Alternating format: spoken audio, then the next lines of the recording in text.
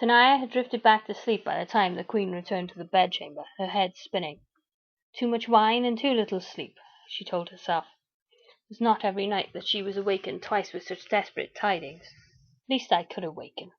Or would have been too drunk to rise, let alone rule. It would have fallen to John Arryn to deal with all of this.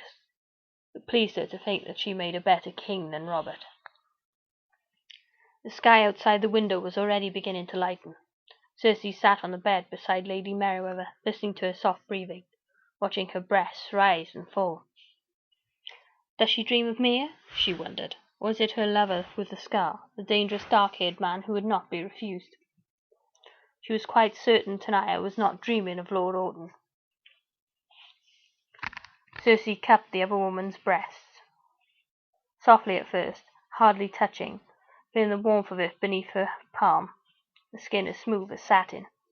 She gave it a gentle squeeze, then ran her thumbnail lightly across the big dark nipple, back and forth, until she felt it stiffen.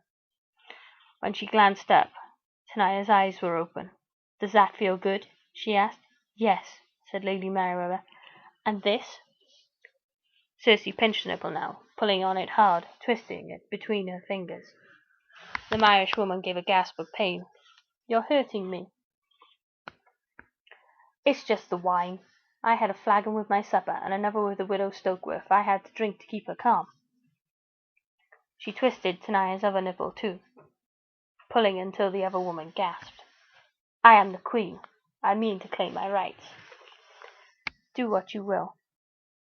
Tenaya's hair was as black as Robert's, even down between her legs, and when Cersei touched her there, she found her hair all sopping wet, where Robert's had been coarse and dry. "Please," the Irish woman said. "Go on, my queen. Do as you will with me. I'm yours." But it was no good. She could not feel it, whatever Robert felt on the nights he took her. There was no pleasure in it, not for her. For Tenaya, yes. Her nipples were two black diamonds, her sex slick and steamy. Robert would have loved you for an hour. The queen slid a finger into that Irish swamp, then another, moving them in and out. But once he spent himself inside you, he would have been hard-pressed to recall your name. She wanted to see if it would be as easy with a woman as it had always been with Robert. 10,000 of your children perished in my palm, your grace, she thought, slipping a third finger into Mere. Whilst you snored, I would lick your sons off my face and fingers one by one, all those pale, sticky princes. You claimed your rights, my lord, but in the darkness I would eat your ears. Tenaya gave a shudder. She gasped some words in a foreign tongue, and then shuddered again and arched her back and screamed. She sounds as if she's being gored, the queen thought. For a moment she let herself imagine that her fingers were a boar's tusks, ripping the Irish woman apart from groin to throat. It was still no good. It had never been any good with anyone but Jamie.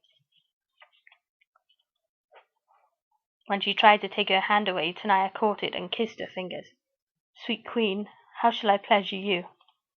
She slid her hand down Cersei's side and touched her sex. "Tell me what you would have of me, my love." "Leave me." Cersei rolled away and pulled up the bedclothes to cover herself, shivering. Dawn was breaking. It would be morning soon. All of this would be forgotten.